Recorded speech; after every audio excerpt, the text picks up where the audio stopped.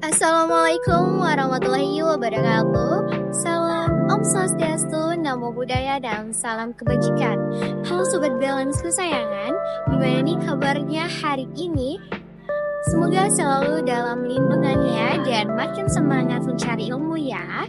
Balik lagi bersama saya, Vina Rani AS Arifin, dengan nomor pokok mahasiswa 02272311067 dari Fakultas Ekonomi dan Bisnis Universitas Hairul Tanjung, dan siap menemani kalian dengan topik yang bakalan bikin kalian makin cerdas dan insightful.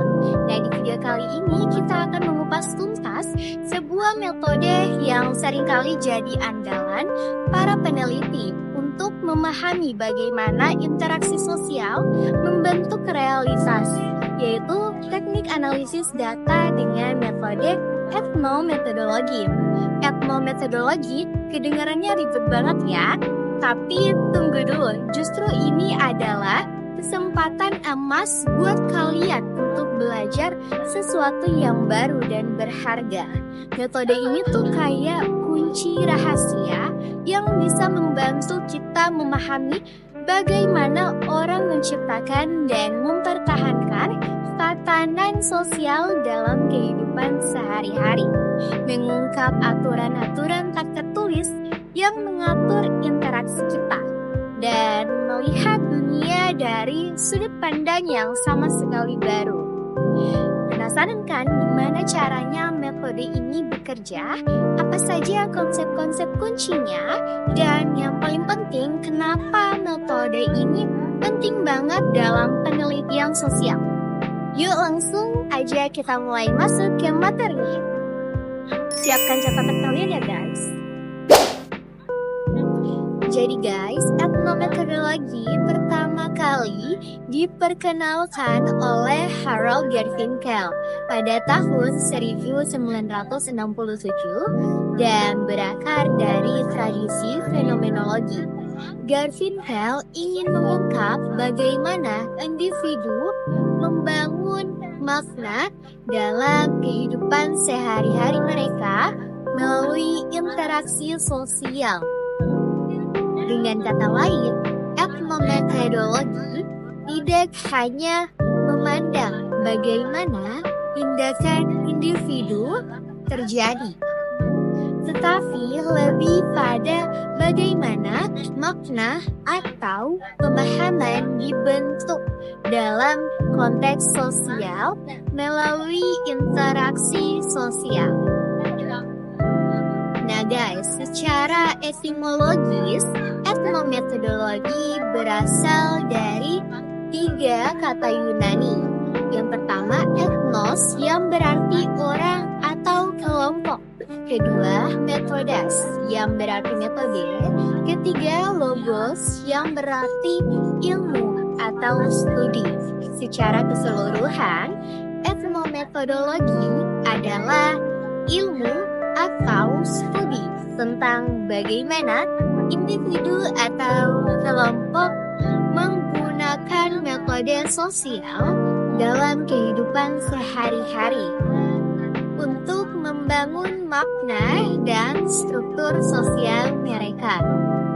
Peneliti etnometodologi berusaha untuk mengungkap bagaimana kita sebagai manusia memaknai dunia melalui percakapan dan interaksi sehari-hari. Untuk memberikan gambaran lebih jelas, jika etnografi memfokuskan perhatian pada budaya kelompok tertentu dan fenomenologi pada makna subjektif pengalaman individu. Nah, etnometodologi berfokus pada konstruksi sosial yang dibentuk dalam percakapan dan interaksi di kehidupan sehari-hari.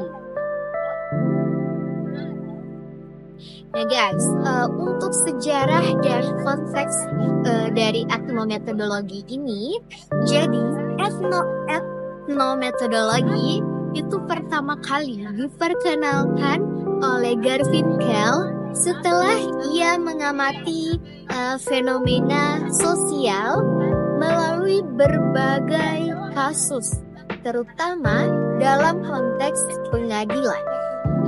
Nah, Garfinkel menemukan bahwa cara pengambilan keputusan dalam pengadilan seperti keputusan juri, nah dipengaruhi oleh aturan sosial yang tidak terlihat. Keputusan yang diambil oleh juri misalnya tidak hanya bergantung pada bukti yang ada, tetapi juga pada struktur sosial dan norma-norma yang mereka anggap sebagai common sense. Nah, dalam masyarakat mereka, Garfinkel menekankan bahwa etnometodologi itu berfokus pada bagaimana makna sosial dibangun dan dijaga dalam interaksi sosial sehari-hari. Nah, dalam hal ini, makna sosial tidak hanya didasarkan pada teori atau aturan besar yang sudah ada, tetapi lebih pada bagaimana individu menginterpretasikan realitas mereka melalui percakapan dan interaksi langsung. Nah, pendekatan ini menekankan pentingnya observasi langsung terhadap praktik sosial yang terjadi dalam kehidupan sehari-hari. Nah, teman-teman, Garfinkel dan para pengikutnya tuh melihat bahwa tindakan sosial sebenarnya sangat dipengaruhi oleh pengetahuan praktis yang seringkali tidak terlihat dan hanya tampak melalui interaksi sosial. Selanjutnya, perbedaan etnometodologi dengan pendekatan lainnya.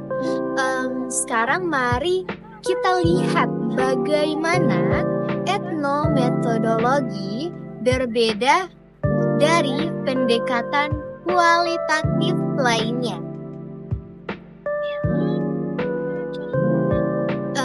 Tanpa teori atau asumsi awal dalam banyak pendekatan penelitian lainnya, peneliti seringkali datang dengan teori atau asumsi tertentu dengan fenomena yang akan diteliti.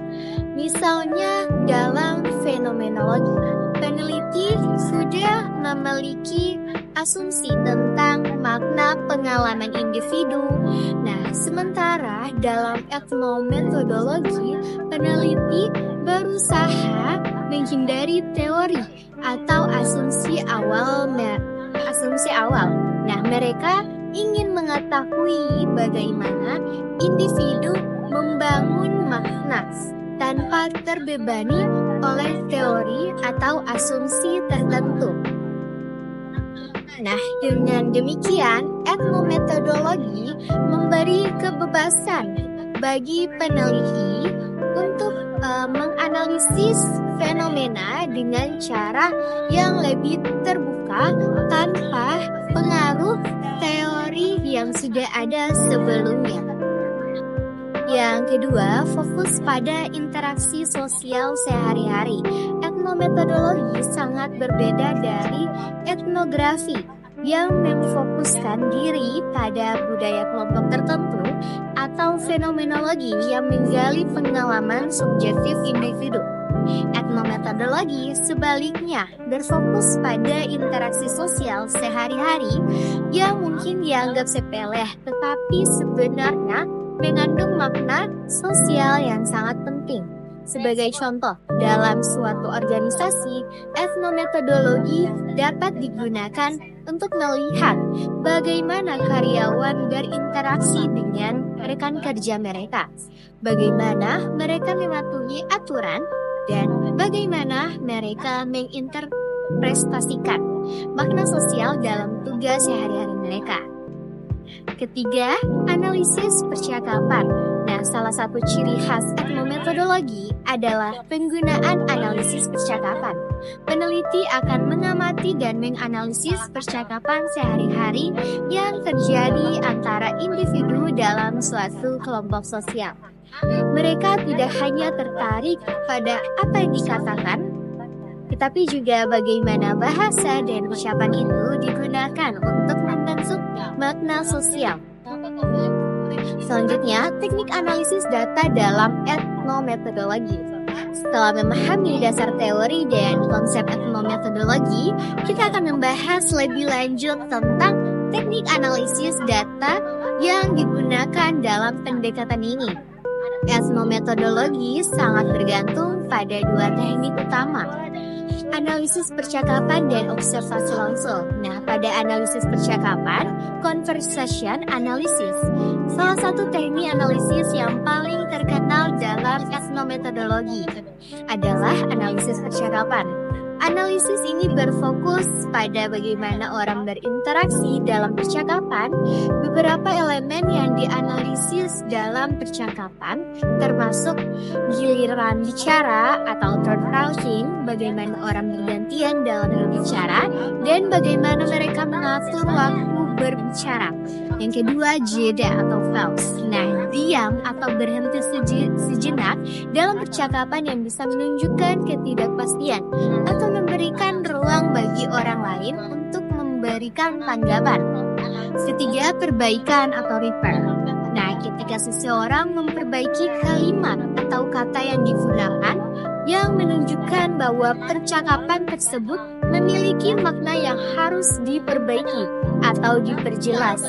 Dengan menggunakan analisis percakapan, peneliti dapat menggali makna yang lebih dalam dari setiap interaksi dan menemukan bagaimana individu membangun realitas sosial mereka melalui bahasa.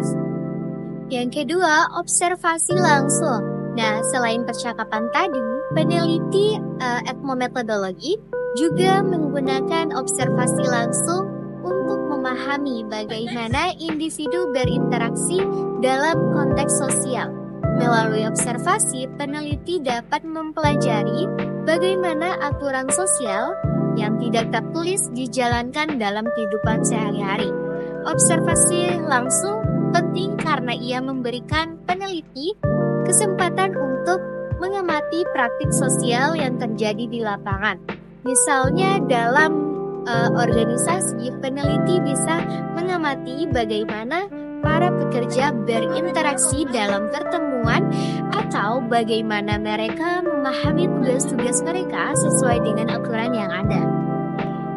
Nah, yang ketiga, pencatatan detail. Nah, files notes saat melakukan observasi langsung, peneliti etnometodologi juga akan membuat pencatatan detail. Nah, tentang interaksi yang terjadi. Catatan ini seringkali mencakup rincian tentang bagaimana orang berbicara, gerakan tubuh atau perilaku sosial lain yang tampaknya tidak penting, namun sebenarnya mengandung makna sosial yang besar. Pencatatan detail ini kemudian akan dianalisis dengan mendalam untuk menemukan pola-pola yang muncul dalam cara orang membangun makna dan struktur sosial mereka. Selanjutnya, aplikasi etnometodologi dalam penelitian sosial. Etnometodologi sangat berguna dalam meneliti kehidupan sosial sehari-hari yang sering terabaikan. beberapa contoh aplikasi etnometodologi dalam penelitian sosial ialah yang pertama, penelitian dalam dunia kerja. Etnometodologi dapat digunakan untuk mempelajari interaksi antar karyawan, bagaimana mereka memahami aturan organisasi, dan bagaimana mereka membangun makna dari pekerjaan mereka dalam konteks sosial. Yang kedua, penelitian dalam pendidikan. Nah, di dunia pendidikan, etnometodologi bisa digunakan untuk memahami interaksi antara guru dan siswa.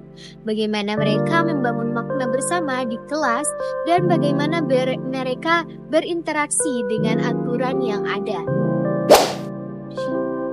Nah, kesimpulannya dari etnometodologi adalah pendekatan yang sangat unik dan menarik dalam penelitian sosial karena ia memungkinkan peneliti untuk menggali makna sosial yang dibangun dalam kehidupan sehari-hari melalui percakapan dan interaksi dengan teknik analisis data seperti analisis percakapan dan observasi langsung. Etnometodologi memberikan wawasan yang mendalam tentang bagaimana individu mengkonstruksi realitas mereka dalam konteks sosial yang lebih luas. Oke teman-teman, jangan lupa untuk memberikan dukungan dengan menekan tombol like, meninggalkan komentar yang positif, dan membagikan video ini ke teman-teman kalian yang juga haus akan ilmu. Mari kita belajar bersama dan menjadi pribadi yang lebih baik lagi. Sampai jumpa di video-video pembelajaran menarik selanjutnya. Saya Vina Rani, pamit undur diri. Wassalamualaikum warahmatullahi wabarakatuh.